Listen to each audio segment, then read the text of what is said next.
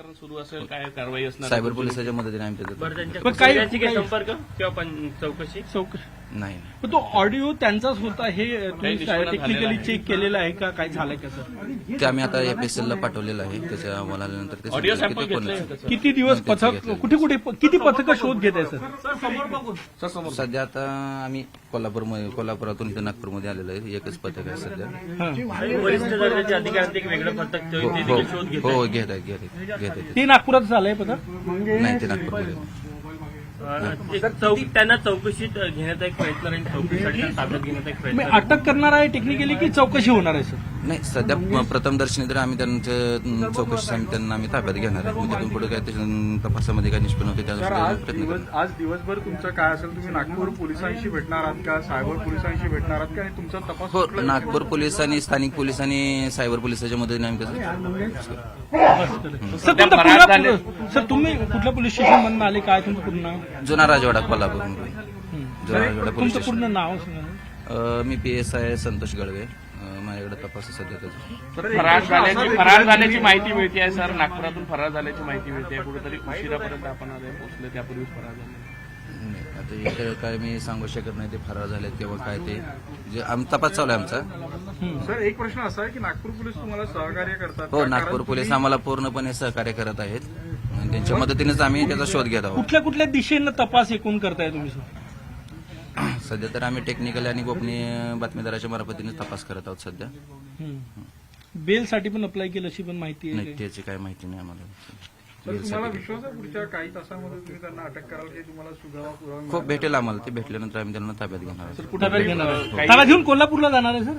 हो सर, ज्या पद्धतीनं हे होत आहे सर, मराठा प्रेमी असो किंवा शिवप्रेमी असो आक्रमक झालेला आहे. त्यांनी मागणी केली आहे का तुम्ही एकटं पकडून दाखवा, का लपलेला आहे, गुन्हेगार मिळतात, तुम्हाला प्रशांत कोरटकर मिळत नाही, अशा पद्धतीने.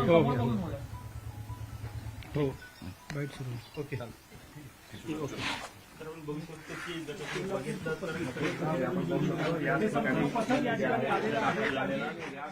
तर प्रशांत कोरटकरला शोधण्यासाठी कोल्हापुरातनं आता पोलीस नागपुरात आलेले आहेत आणि त्या संदर्भातला तपास ज्या PSI यांच्याकडे आहे ते आता नागपुरात पोहोचलेत, माध्यमांशी बोलत होते.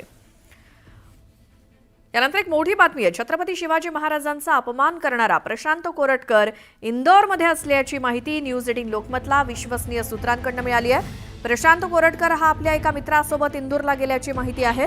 कोरटकरनं प्रथम नागपूर ते इंदोर दरम्यान विमान तिकीट बुक केलं होतं, मात्र ऐनवेळी कोरटकरनं तिकीट रद्द करून तो कारनं इंदोरला गेल्याची सूत्रांकडून माहिती न्यूज 18 लोकमतला मिळाली आहे. नागपूर पोलिसांच्या नाकावर टिचून कोरटकर शहराबाहेर गेल्याची माहिती सूत्रांकडून मिळाली आहे. अधिक माहिती आपण घेऊयात. आमचे प्रतिनिधी उदय जाधव आहेत आपल्या सोबत. उदय, काय माहिती प्रशांत कोरटकर बद्दल?